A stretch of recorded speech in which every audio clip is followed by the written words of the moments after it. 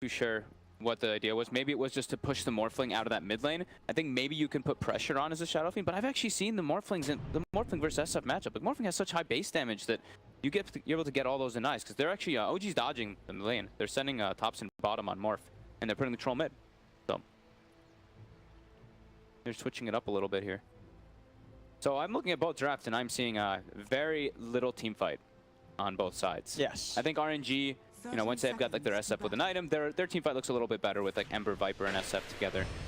OGs, I just don't have any. They've like what's their longest cooldown spell is the Battle Trance, right? 90 seconds. False Promise. All right, False Promise is 100 level 1, but. Let's see top here. Bit of trading going on. The Seb goes with a two-man crush onto Lanham and Monet.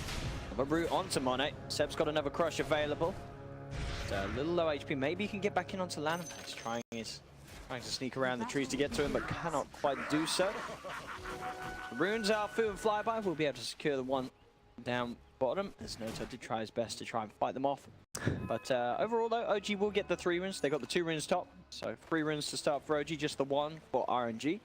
Top lane can be a bit tough for the Ember Spirit. Ember does not like laning or playing versus Oracle in majority of the game. He just keeps dispelling your shield. It's just, yeah, very annoying to play versus Oracle as Ember. And we saw Noto also, when they did claim those bounty runes, he actually denied 2 of his treants while they were trying to kill him. And we did see Afu go for the tree grab in this game. Makes more sense this time. Oh, is he gonna not? Okay, I thought he was gonna deny all 4 of his treants. But yeah, I guess in this game it makes sense because he's versus an NP. So usually we've been seeing the max QW, but since he has to clear those treants to try to help this lane out, it does make sense. But I think this lane is gonna be an absolute disaster bottom for RNG. I don't think they'll be able. Yeah, I really don't think that they're gonna have fun down here versus this NP Morphling. Yeah, Flyby's gonna. Oh, I said they was gonna change it. No, he was just keeping back to tier 1 tower in that lane, so they're not changing it. They are gonna stick with the Viper down here. They're gonna get bullied so much by Notel down here. Yeah, I mean, you see these punches just melting the Viper. I mean, Viper, 1 armor, Tiny, 0 armor. He's got no regen left. That was his last tango. And when Noto, like this time he didn't start with a Blightstone. He's gonna pick it up ASAP. He already has it queued up. It's, you know, it's the build. You go like medallion pretty much every game on the hero, but versus these 2 heroes, it's even more beneficial. Nice already. Mid matchup, we see LTW doing just fine versus the Shadow Fiend. Yeah, I mean, but yeah, Setsu has got those early stacks up. So at the same time, we should see Setsu have no problem getting the CS hit in the middle lane. My big concern already, well, my concern for RNG is the bottom lane. I had already mentioned it, but it's going to be... Notel's bullying the 2 of them. It's going to be a absolute free farm Morphling in this game. You see Flyby, he nearly dies there in the bottom lane. Top lane, in fact, Lanham, he does die. Jarex gets the lane. In fact, bottom lane, he does die. They get the 2 kills. They're going to get Arthur as well. Yeah. I mean, this Notel. Because the other day, Notel in the series we saw, he didn't look too great. He had a pretty rough start to the game where he died twice in the first minutes and charges. This game is like a brand new Notel. He's back in and he's starting on these fools with the Nature's Prophet. They're winning. They're crushing all 3 lanes already. Top lane is going to be fine for them because they've got Slardar Oracle versus Ember Bane. Ember, he has a little bit better armor now, but you just keep getting hit by this bash so deep as you walk up, and you're versus Oracle, who's a natural counter for you. They're actually getting the side pull off as well, so they're going to deny some experience up top to RNG here. And yeah, it's going to be a complete free farm Morphling with no pressure on him whatsoever. Oh, the Prophet pick and the Prophet play, it's very, very strong. And Notel is showing us that, you know, against the right sort of dual lane. And as you mentioned, a lane that RNG sort of handed to OG. They said, we're going to do this. We want to put the Viper on the side lane. It's just tough because I look and I'm like, it's 0 armor, 1 armor. And not only just that, they're both some of the slowest heroes in the game. Viper with the Windlace has 298. Tiny has 290 right now, so they just get free poked all the time here. Noto has the Blightstone mid lane. RTW, he just goes for the kill. Oh, the South will save him, but does of course get immediately cancelled. Top lane, Monet dies. They get in the 2 of them. Jarex and Seb get the kill. It's 4-0, 3 minutes in, 2K lead. OG, they are not messing around today. And they have a very fast-paced draft. Just like Panel was talking about, they have ways to take Roche, they have easy ways to take objective. They've actually been focusing a lot on making sure that they have objective takers. They always seem to have like a Troll, a Beastmaster, someone else who can hit buildings in their draft list. And they even have the Nature's Prophet too on top. Hold on, Thompson is in the trees. We are going to see be able to hide around. He's able to shift back up. Afu's going to turn towards Notel. Notel getting some more treants out. Afu is bringing Notel. They've got the Avalanche. They should be able to kill Notel this time. They do. They will finally put an end the No-Tails bullying and harassment down on that bottom lane, getting the Prophet out of there. They needed that big time. I mean, just looking at the last hits, they're not able to get too much. Flyby's actually out of mana down here. They're out of pretty much all the region down here, and No-Tail's just going to TP back in. Not going to be able to find anything, though, that bottom lane. Top, though, we see the Oracle getting gone on. Oh, Jarex does have a Fairy Fire available. Gonna probably use on the next hit. Yeah, he should be okay, but there's a Brain Sap in 2-1. He's fine. Just gets out of range. In fact, Seb gonna have a Crush available. We'll look towards Lanham. Is there mana for Purified Blades? It doesn't matter. The Sleight of Fist from Monet will kill Jarex off. They do lose Lanham. Jarex was trying to be fancy and put down the tree to block Lanem's vision. He tried to drop a branch. Seb's got another bash here. Doesn't go in. I guess he did not quite have the mana for another Crush afterwards. That was pretty. I mean, noble effort by Jarex to try to block it in, but he's gonna maybe get Monet the tree. He's trying his best to hide it. The juke is not gonna work. The power of the Purifying Flames gets another kill. You're clapping? Yes, we have a live audience. Even though we're out the back. But I heard clapping. Do you have sound? I do not have game sound. Okay, I lost game sound as well. The people at home, I'm gonna find out. Keep going. Otherwise, we can make game sounds ourselves. Well, they're trading hits up top. If you want to do the, their attack animation sounds, go for it. I got to check this though, because they may have. All right, we got the game sound back. We're back. We got game sound back. I fixed it. So now No-Tail, he's recognized that bottom lane is a total disaster for RNG. So he's recognizing that, okay, Viper's gonna go jungle because that's what this hero does. I think he's blocking it. He's actually not blocking the camp. I thought he might with the first ward, but he's put down 2 wards in that area just to watch them while they're trying to farm. And he's coming back. Continue the pressure. Flyby. Oh, he's taking the creeps instead. Oh my god. Well, instead of trying to kill him, he's just like, I don't want to kill you. Creeps. I'll take the neutrals instead, bro. You got to walk back to base. I don't want to kill you. You're not worth it. BM there. Man, this top, it almost feels even harder that they put the Ember Spirit top. Because it's versus a Slardar, who, as I mentioned, does great. And it's versus the Oracle, who loves playing versus Ember Spirit, because you can never play around your Flame Guard.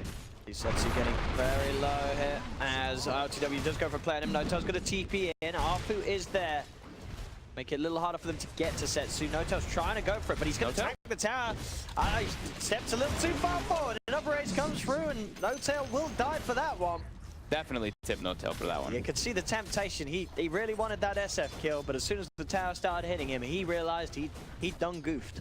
He's got to come back, I think. He pinged him right away. He's got CP available. I think he's going to try to go mid. No, surely not. They're backing up and going for Shrine. Oh, they could go for the Flyby kill. Flyby is now on his own. Thompson is able to turn as the Viper. Give him a literal taste of his own medicine with the poison down upon him. Flyby. Another down on the ground. Thompson should be able to chase it. I imagine he's going to have the punches. And oh yeah, RTW. He's going to join the fight, claim the glory, claim the gold. Top lane, they're trying to set up here for Sep. They've got a chains in about 2 seconds. Yeah, they've got the slight change combo. Lock it down into the avalanche. Is there anything Jarex can do to save him? Tries to do his magic immediately, but 4 healers hitting into him. Seb cannot survive. So now RNG starting to turn the heat up, make some plays themselves. Get active on the map. That's a big rotation, though. 4 heroes to the top lane. Viper dies bottom. You look at the lane distribution. OG still has all the heroes showing on the map in the laning phase and getting a decent amount here as Jarex picks up Arcane Boots. Has Setsu queued anything up yet? Oh, the Yule's build. The Yule's build instead of the... I thought they picked it for the look match. At these body blocks again. No-Tail. Slowing Setsu down. Setsu will be able to turn, will be able to get away. Arfu and Flyby there with the backup. They're going to get the avalanche onto 2. In fact, No-Tail is in trouble. A couple of raises come out. Setsu claims the kill on the Prophet. Arfu's coming in clutch with these small little rotations to try to salvage everything. Yeah, he's sort of interrupting any sort of attempt from No-Tail's Prophet to make these rotations. Who always prepared to help out Setsu. Looking forward to see what Topsy can actually do with the Morph in this game. He has some really fun abilities that he can get, be it from the Ember Spirit, the tiny spells, SFs, Vipers. Like, there's fantastic spells on all 4 of those. Setsu is invis up here. Go for the raises, bang! Triple. Perfectly lined up onto Jarex. They're going to try for Seb as well. Seb's trying to run, he's got the backup, and No-Tail goes for the sprout onto Lanham. Seb will have the space to retreat. Cool, he went Dominator on the Slardar, by the way. A little bit different approach. Monet does get the tower deny up top. I see No-Tail TP in deep, get some deep wards down inside the jungle of RNG. Watch the courier as well. Don't think he's going to be able to snipe it. He's going to try for the way back. Oh, he is. He's hanging around. He's going to try, but no, just out of line of it. Takes him too many hits. It would take him like probably two or three. As maybe long three. as they would have been looking. Yeah. They would have protected it.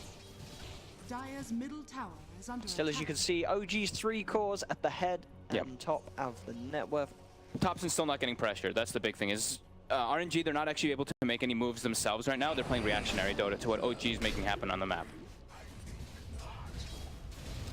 Radiant structures are fortified. Killing Thompson is it's not going to be necessarily easy down the line with the heroes that they have. Those sort of hard silences.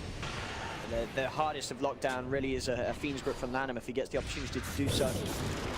No-tail getting slightly fisted. He's not a boost. With the wraparound, Setsu could get a couple of raises out. He's not got the mana. He's got mana for 2 raises. There's one. And give it a second one, long range. Bam. Does it perfectly. Setsu gets the kill.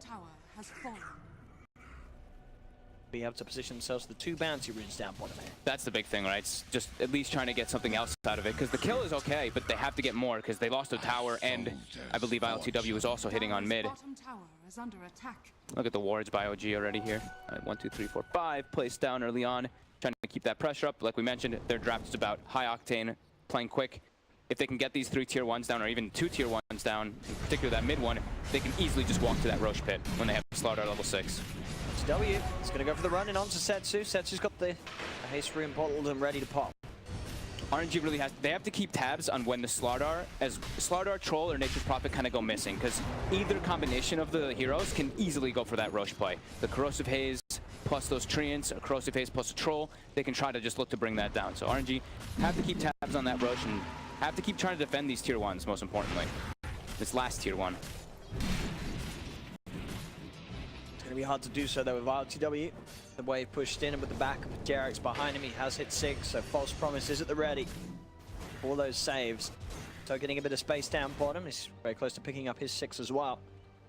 Still that 3k lead that has remained there for the entirety of the game so far, that you've just been unable to catch back up to the farm of Thompson's Morphling. Their playmaking is just hard, right? Because of the 3 cores they have. They don't have your standard like offlaner, right? It's a Viper, Ember, Shadow Fiend core. Who's going to be the one to give up the farm and make the plays? Someone's got to do it. It can't only be relied on the supports to be making all the moves this game for RNG. So I think when they have the Atos, it's going to be flyby. And he's getting pretty close. They prioritize actually giving him the mid lane to make sure he can get that farm so he can look to set up for plays around the map for his team. SF also maybe with that Eul's build. Really curious about the build too. I've seen it in pubs still. I've seen a couple like SF Eul's builds, but I think in pro I've seen exclusively the Guardian Grief build. Yeah, I think there was one of the CIS SFs that did do a Eul's build. I think back at one of the previous non-DPC tournaments. I think maybe Alpha Ninja in a game did the Eul's build. Either him or Iceberg. One of those two have still rocked it in one of the recent patches, but for sure, yeah, you don't see this build a lot at all. And that's gonna, I mean, it's gonna make their more magic damage oriented for the Shadow Fiends, so their physical damage is gonna be quite limited on RNG. And I look at them, and I don't really know how they take objectives. I think RNG's objective taking is pretty much we need to win a big fight, and then we have to get a tower afterwards, because they don't hit Roche, they don't hit buildings. They just have to make plays at a fast pace. But OG, they have a much faster paced lineup, and looking at the lanes, like we see the top 3 cores farming incredibly well. Morphling, who's just unpressured all game. Thompson's just had this entire side of the map to himself. Yep. Oh no, sort of both halves, if you consider in terms of has had teammates around, so he's had an uninterrupted solo XP. They're gonna try for a play now here though. They have Lanham level 6 finally. He's 6.5 actually, I think. But still, they can look to set up for this play now here. If you can get a ward down, as long as they can get it before the attribute shift. But Thompson's also sitting at kind of high HP. He's putting the ward down, so they've got that extra vision and reach range to set up. Got to get the perfect Fiend's Grip. Thompson saw it. He did. Instant shift, and they know if it counts for the Fiend's Grip, you're never going to kill him once he gets the shift off beforehand. So Thompson, he was more than prepared for that play. OG just has their free control of the map right now. I mean, he just goes back, he farms, Troll's farming mid, Slardar's farming top. You see RNG, they're not really farming nearly as well. Now Flyby, even with the Atos finish, he's not looking to make a play, he's just continuing to jungle. OG themselves with the smoke. They're ready to try and make something happen in the mid lane, take away that final tier 1 tower. Maybe, is it going to be a smoke on Roche? They're walking towards the pit. ILTW and Jarek will show themselves. They want to try and get kills first. They'll go towards Flyby. Flyby. Do have the setup here. Corrosive Haze down at bottom. He's trapped in the Sprout. Nuked down by the Purifying Flames. Flyby's gone. They'll get the kill. That should open up the space for them to take the tier 1 tower. Fortification will momentarily slow them down, but OG will finally take the third tier 1 tower off the map from RNG. Do they just And go now they straight can to look to Roche? Roche. I mean, without the Viper, I mean, it would have been hard for RNG to contest anyway. They are 5,000 gold behind as a team of 14 minutes. Yeah, only 14 minutes in. It's not even just that gold. You know, you always have to pay attention to that experience too. It's early and it's 5,000 experience lead too. OG, they're just reading. They're reading all the plays that RNG is doing, and they're making the faster plays. That's the name of the game for their draft. It's just playing fast. I mean, they won all 3 lanes as well, which really helps. So. And these deep wards, No-Tail. We've seen him do this so many times on the Nature's Prophet. He's even started to ward camps to be able to block some of the farm from RNG trying to get it. And they just have tabs of everything that RNG is trying to do on the map because of these deep wards. Now bottom, Setsu. He's been found out alone. He has the Yule Scepter, will hold back the troll. The body blocks are there from No-Tail with the treants, allowing RTW to close back in on the SF. Those are some very nice body blocks. Yeah, team giving him the tip too. Yeah, I think, you know, No-Tail seems to be on something on the Prophet today. I think this could definitely warrant an early ban if you're RNG or taking it away from the team. I think you'd prefer to let him have like Enchantress. Yeah. Oh, absolutely. Yeah. Can you play the Enchantress? Uh-oh, tops and mid, but he gets the shift off. Again. And he's you're got not gonna kill Aegis. him. They might as well back off. There's no point in trying to hit there and hit the Morphling. Oh my god, this game is looking He's unkillable. completely disastrous. It's 8K he's now. Unkillable. Yeah, he's unkillable. He really is. And it's like, we're not even factoring the... They have an Oracle too. Yeah. Like, Jarex just can come in behind the majority of these times and save anybody who gets gone on. All 3 cores just so farmed.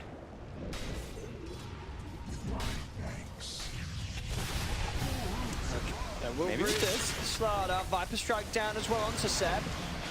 So that's just going to use him up. I mean, that's kind of going to protect him for a little bit. Buy time for Jarex to come in with a false promise, and Seb's going to be more than fine. RNG now just have to back away and make sure they don't lose anyone for that attempt on Seb's life.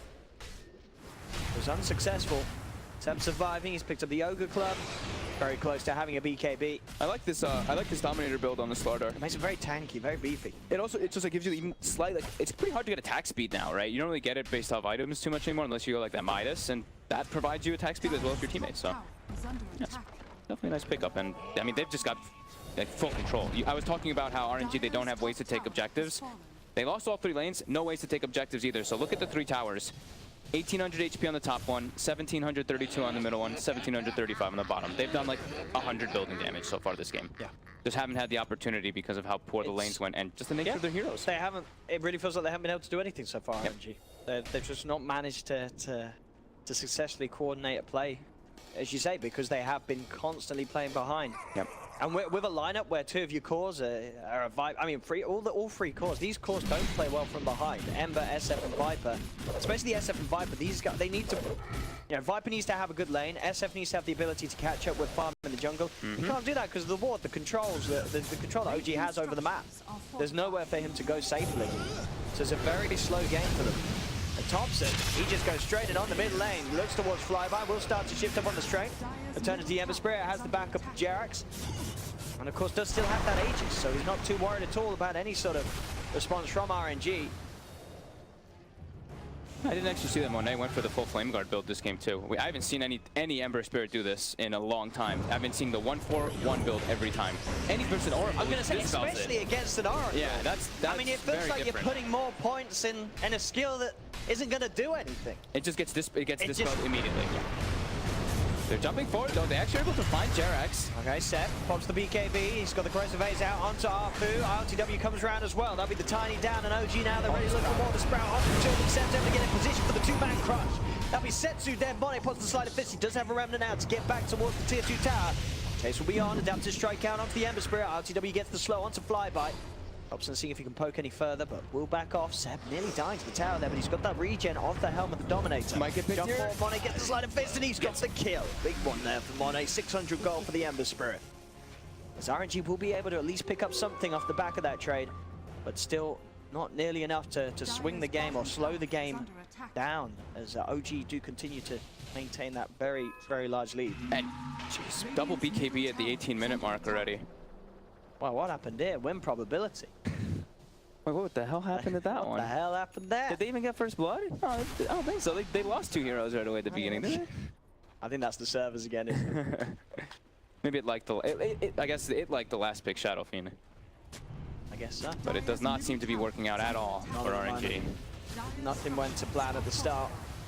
And RNG, they needed some sort of momentous comeback in terms of a team fight. But as mentioned in the draft, they don't really have that. I'm Yep. sure neither team does, but when you're a team behind and you need to rely on some sort of wombo combo to get these big core kills, you're not going to do it. And as we mentioned many times, Thompson's morph this game is looking pretty unkillable. Yeah, he's got just amazing hero to turn into, and he's an Oracle behind him. And here we go, wave 4-4, they're ready to chase down the Tiny. Arfu's going to be the first to fall. Flyby trying to run back up to the base, but Seb goes in with the crush. That's the Viper dead as well. OG just continuing to overrun RNG, as there seems to be nothing that RNG could do to slow down this aggression. And the thing is, I was talking about how they have to play reactionary because they have to try to defend these towers, but they're not getting farm out of this. No one's farming creeps on the map, and it's just, look where the creeps are. All 3 lanes pushed onto their side. They're just under so much heat here. Find Jax, then holds back Monet with the Dispel. Go for the self-false from. It's going to take a lot of damage. See if you can heal up through it. Monet continues to try and chase, but Jax, He's okay. will be fine. He had the 10 stick charges during the false promise. Oh, this is a nice one though for RNG. They get the grip into the Requiem combo. That will be ILTW dead. If they can get anything more with the slide, get no-tail. they do get no-tail. RNG that found 2, Seb pops the BKB, but he's surrounded by the 3 of them. They're going to turn, have to put the damage to bring him down through the BKB. Seb, he is going to fall. They get a 3rd kill, RNG. Buyback for the Bane, as RNG, they're not done. They know this is their opportunity to try and fight more. The root's out of them all. Big silence from Bonnet. They've got Jax. They're looking towards Thompson. Thompson trying to DP out. Will he be able to get out in time? He will. But RNG getting Punch those back. 4 kills, that is the punch back they needed. Beautiful grip by Lanem. They're finding the Troll Warlord on the side there. Just a little bit of overextension there by OG, just feeling themselves a bit. Troll just gets caught with that Requiem. They just separated a little too far from one another. RNG showing they can still poke back. Obviously, they are going to need a few more of those to get the game back in sort of their half. A lot more of those. A lot more of those, yeah. It's still that 9k lead. But that's definitely a sign that RNG, they've still got that power. If OG make mistakes, which as we've seen OG, they've made a few mistakes recently in a few of their series, it can happen. RNG can still swing this one around. Yep, they start getting big items off of that, right? Like even when you're behind and you get these type of kills, you get pretty good gold for for everybody. So the Viper, I believe, has the mech finished up. Ember finished up a Maelstrom during that last one. So they're all approaching their next item. So maybe the team fight could come into play there, because their team fight, I mean, it's hard to say because they're behind now, but their team fight overall looks a little bit better. If they were equal gold, their team fight would look better. But they're not at that point. And OG still has firm grasp of the game, though. They still are putting the pressure on all 3 lanes, and RNG, sure, they win that fight quite handedly, but they don't have anything to transition it into.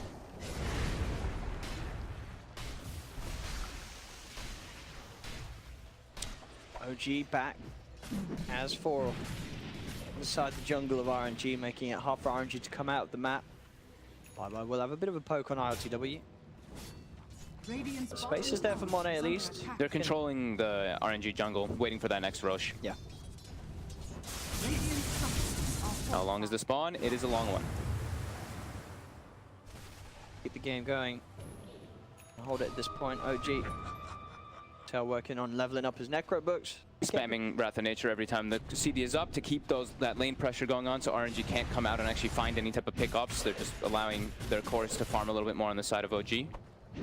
They're approaching it, in particular Seb's Blink Dagger, for him to get in and out, because their initiation right now on OG is just like morphling, waveforming in and turning into a hero. So once Seb has that, they can reliably start fights easier.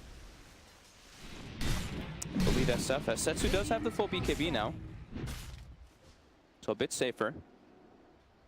Still has to watch out for that massive physical damage that comes out with that Corrosive Haze, Troll, and Morphling. Push themselves forward here a bit, and they're actually claimed all of the vision. Yeah, they claimed their jungle, and they've taken out all the vision from OG right now. OG's map is pretty dark at the moment. Radiant's top tower is under attack. Setsu will make the smart move to get out of that top area. OG coming in with the smoke. RNG, look, they might be smoking too. They're probably going to smoke down to the bottom lane to meet the Ember Spirit as he's cutting the wave, hoping that they can maybe 5 OG while they're trying to make a move. Wow, LTW is very close to their smoke, but of course at the same time, OG are on the high ground ready to back ILTW up if RNG go on him. They're going to try it with the rod at least, but Sente straight away jumps to the backlines, gets the two-man crush. BKB comes out from Setsu. Defensive Nightmare attempted onto Flyby, but Flyby will still fall. The Viper's dead. Zoji will try and hunt for more. Setsu's BKB about to wear off. Look at the axes out in the pot. Thompson turns into the Bane, has the brain sack and the adaptive strike to nuke it down. Setsu will get the Requiem off, but with 2 dead on RNG, there's no help for Setsu. Setsu will fall. Jerax gets gone on by the Ember, but just immediately false promises himself. Actually has a long duration Fortune's End. And indeed, Notel TP's in with Vision on the high ground. Corrosive Haze is out onto Monet. Seb jumps in with the crush. Monet will fall off. Who tries his best with the Blink Avalanche. A buyback comes out from Monet. Notel's going to TP back to base to reheal and regenerate up. The Corrosive Haze, the Slaughter, it just makes everyone hit so hard to those RNG heroes. The Viper just seems incredibly squishy, even though he has a mech and an Atos. Jump forward from Marfu again.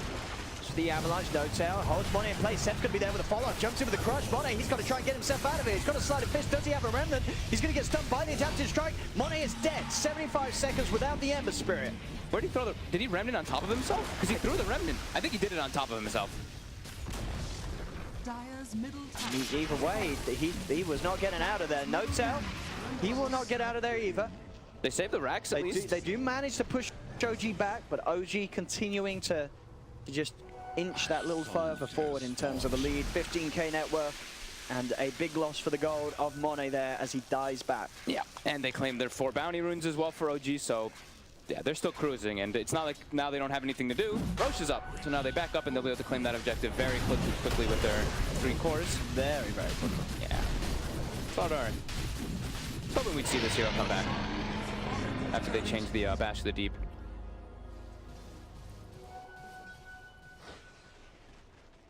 Setsu They're hunting. being pretty brave here. He's going out alone. He's got to get out immediately. He knows they're going to be hunting for him as soon as he raises the creep wave, but Notel is going to have the vision from the Sprout to find him. Setsu pops the BKB. He's going to try and rev up a Requiem, but the bash comes through from Seb. And no chance for any sort of counterplay from the Shadow Fiend. And even if he does, like, they have the Dispel for the Yules too. Like, he just can Dispel to mess up the combo, and by then he could also just Fade Seed to stop it afterwards too. Dire's top shrine is under attack. Yeah, this last big Shadow Fiend is definitely not working. Not working out for RNG. It was not the play. It just made everything so. It made their lanes just way too awkward. OG must have been smiling when they saw that last pick. Dire's top shrine. I mean, Panel said it too, right? Like, Grant, as soon as he saw the Shadow Fiend, he's like, I don't know what they're thinking with that one, because now, yeah, where the hell does Viper go? Maybe they just forgot the draft to the mid. You know, it happens, right? It happens in my pub games. You always get 2 in the middle lane. Down into the base. They'll go forward onto the Bane. There for 30 seconds. And OG look towards the tier 3 tower. Is there anything RNG could do here? Monet. Oh, he just gets chained himself. Oh boy, he's dead. GG is called, and OG will take game 1 of this best of 3. And they made it look pretty easy from the draft onwards. There was that one point where there was an okay fight for RNG, but other than that, it was just smooth sailing from OG from the end of the draft to the end of the game. It was all going OG's way. Yeah, I mean, RNG, they had that one fight, but they couldn't do anything afterwards. They had the fights completely on their side of the map, all 3 lanes pushing in. They got, I mean, they ended up getting a tower kill, right? Did they actually end up killing that bottom tower? I don't know. I think they did. I didn't. I think they did. Yeah, they did get at least 1 tower. We'll give them that anyway. But they got a tower. Their lineup, it lacks objective taking. Their lanes were incredibly weak. We mentioned from the moment 1 when we saw bottom lane, like these 280 movement speeds heroes versus a Nature's Prophet with 0, when these guys have 0 armor as well. Yeah, super hard.